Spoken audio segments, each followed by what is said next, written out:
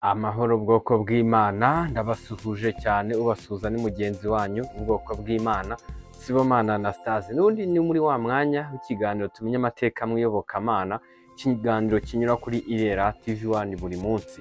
Rero amahoro y'Imana nagwire muri mwe muyaheshejwe no kumenya Imana na Yesu Kristo umucunguzi wacu.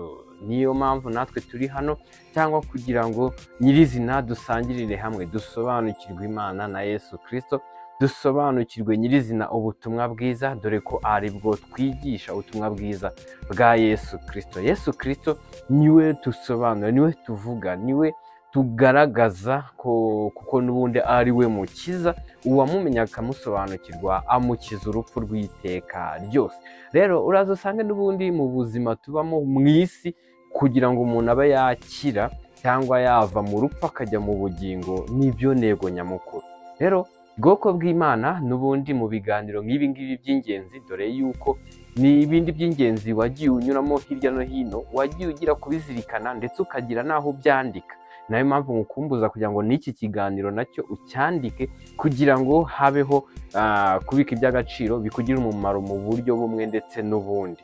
Rero bwoko bw'Imana muri uyu mwanya twagira ngo dufatikanye, ndetse mbashimira cyane yuko dutangiye umwaka wa 2025 turi kumwe ku murongo wa Irera TV1. Yego, uyu mwaka twinjiyemo wa 2025 mbifurije, yego mbifurije kandi nkomeje kugira ngo mwungukirwe byinshi by'agaciro, yego kugira ngo mwungukirwe iby'ubutumwa bwiza bwa Yesu Kristo, icyo butumenyesha ndetse icyo Imana ishaka ku buzima bwanyu, ku buzima bwa buri mumwe, aba ari byo bikoreka, ntibibeho ku bw'ubushake bw'abantu, kuko abantu ijambo ritwereka ko umutima urusha ibintu byose gushukana.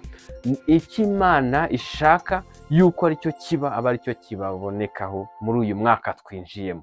Yego, rero ubushake bw'abantu bukurweho, ubushake bw'abanzi, ubushake bw'umwanzi Satani bukurweho, ahubwo ubushake bw'Imana bari bwo buboneka, dore ko Imana ihora itwifuriza ibyiza gusa. Icyabaho cyose Imana ibikizi kandi twifuriza ibyiza gusa. Byose rero nibidusunikira ku Mana. Yego, rero bwoko bw'Imana tufatikanye umunezero wo muri Kristo Yesu mu bihe dukomejemo n'ubundi muri uyu mwaka dutangiye, dore ko kuri uyu munsi ni itariki ya mbere z'ukwezi kwa mbere mu mwaka wa 2025. Rero n'ubundi intego yacu nk'ubwoko bw'Imana yuko ari ukumenyekanisha ukuri kw'ijambo ry'Imana, ndetse by'umwihariko inzira y'ukuri ijya mu bwami bw'Imana. Dufatikaniriza hamwe muri uyu mwaka aya mahirwe dufite yo kuba twahurira kuri uyu murongo, tuyabyaze umusaruro cyangwa dukora ikigomba gukorwa nk'ubwoko bw'Imana. Ivugabutumwa turimenyeshe abandi impande n'impande, dusharinge ibiganiro birimo ubutumwa bwiza bwa Yesu Kristo, ndetse dukomeze ducukumbura dushaka kumenya icyo Imana ishaka, kugira ngo abe ari byo dukora nk'abazagororerwa ingororano mu bwami bw'Imana. Dore ko ubwoko bw'Imana buri gihe buri hantu kuri buri gikorwa duhuza umutima ku by'iwacu mu ijuru. Rero tugiye kurebera hamwe n'ubundi incamake y'amateka yaranze itariki ya mbere z'ukwezi kwa mbere. Yego, tugiye kureberaho muri uyu mwaka twinjiyemo. Tugiye kureba hamwe iyi ncamake.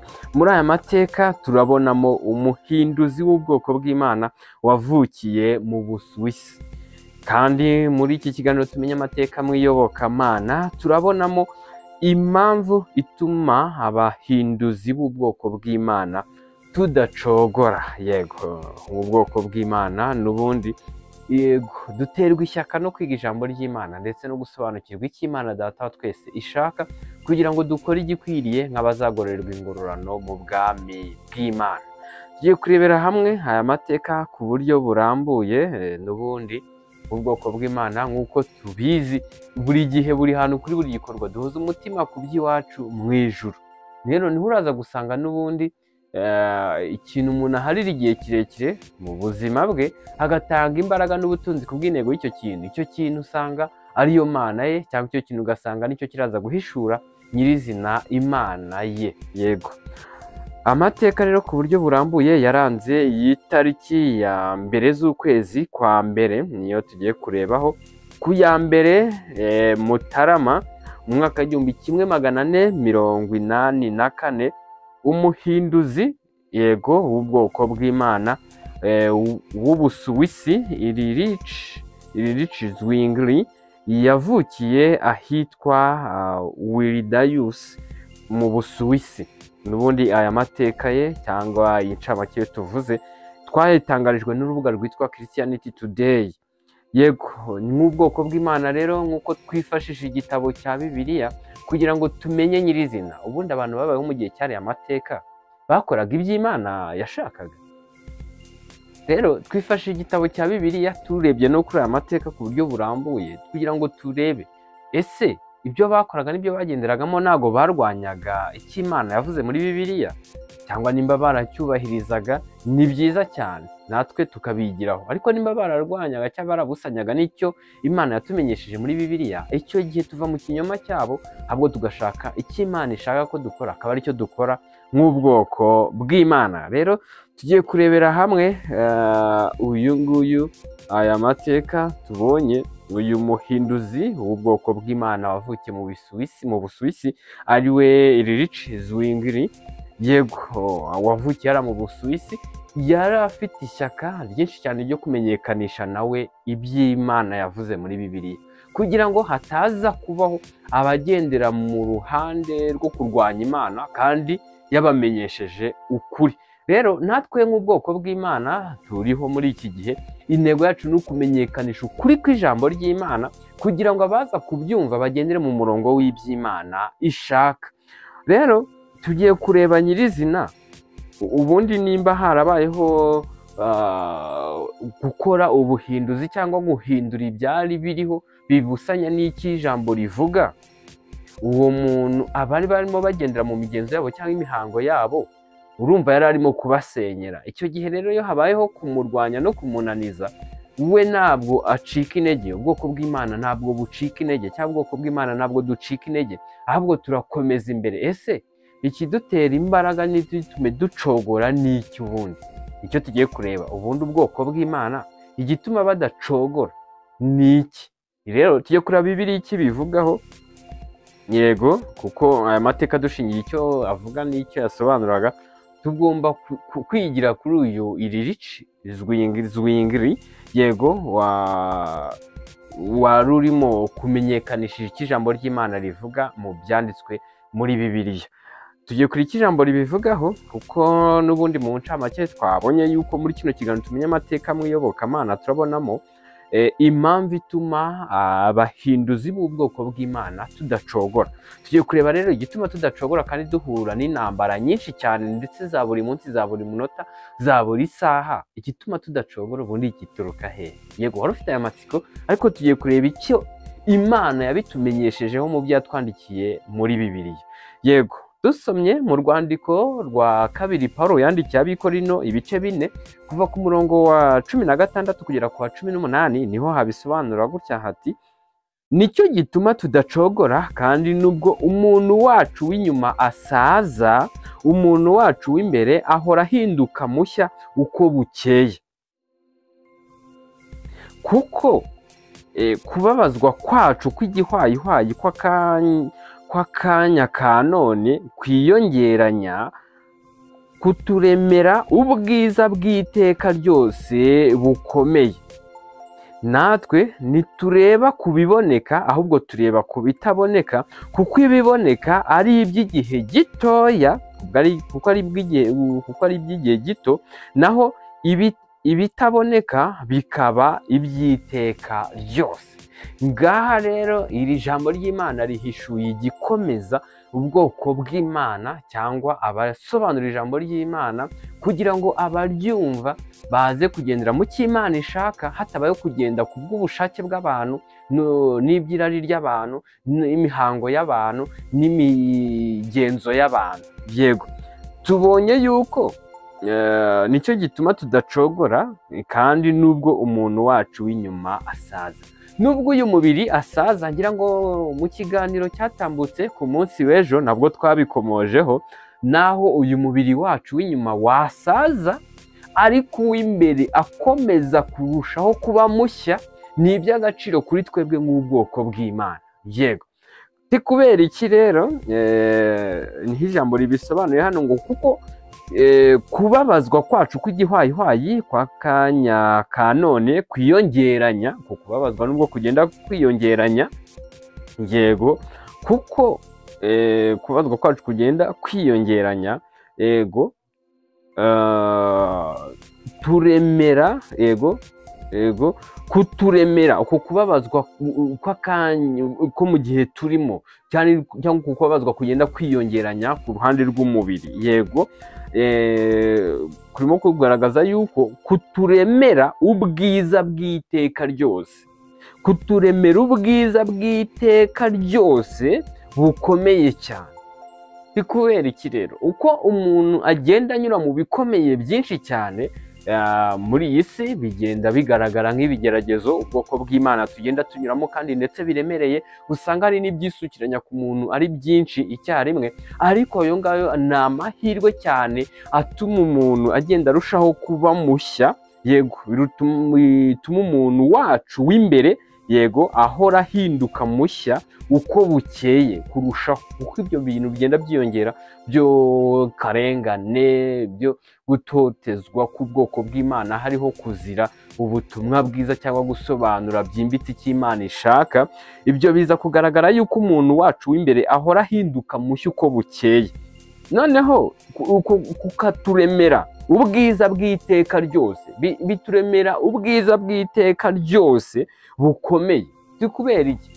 Exame cyangwa ibigeragezo, ngira ngo usibye ururimi ruba ruhindutse n'ubundi bisobanuye kimwe. Rero uzabikurikirana uko umuntu yagiye ahura n'ibizami byinshi bitandukanye muri iyi si, tuvuge iyo umuntu ari mu ishuri, umuntu wahuye n'ibizami byinshi cyane nawe niwe ugeze mu mwaka wo hejuru cyane, ndetse no mu mashuri akomeye cyane, kandi kugira ngo agere aho hakomeye cyane niko yagiye ahura n'ibigeragezo byinshi cyane, arizo exame nyinshi cyane. Rero uwo ngo wagiye uhura n'ibikomeye cyane na exame nyinshi cyane kandi zikomeye cyane, ari nabyo bigeragezo, yego, ari nacyo gisobanuro cy'ibigeragezo n'ubundi. Uwo ngo yagiye kwaka akazi cyangwa akajyana impapuro ze zo hanyuma yo mageragezwa yagiye ahabwa, niwe uhabwa ibihembo byinshi cyane mu kazi yinjiyemo. Ni naho rero uraza gusanga mu buzima bw'ubwoko bw'Imana uko tugenda duhura n'ibitugerageza byinshi bitandukanye ku bw'ubutumwa bwiza, yego, usanga uko kugeragezwa umubiri wacu cyangwa umuntu wacu w'imbere agenda arushaho kuba mushya uko bukeye, arushaho kugenda aba mwiza. Rero n'ijambo rikomeza ritwereka yuko uko kubabazwa no kugeragezwa mu buryo bwinshi ndetse burusa ubw'abandi, cyangwa yego wababajwe kurusha abandi, cyangwa wahuye n'igeragezwa ryinshi kurusha abandi, uko kubabazwa kuremera uwo muntu wageragejwe cyane ubwiza bw'iteka ryose kandi bukomeye, yego. Rero ubwoko bw'Imana iri jambo ribisobanuye neza cyane, ngo natwe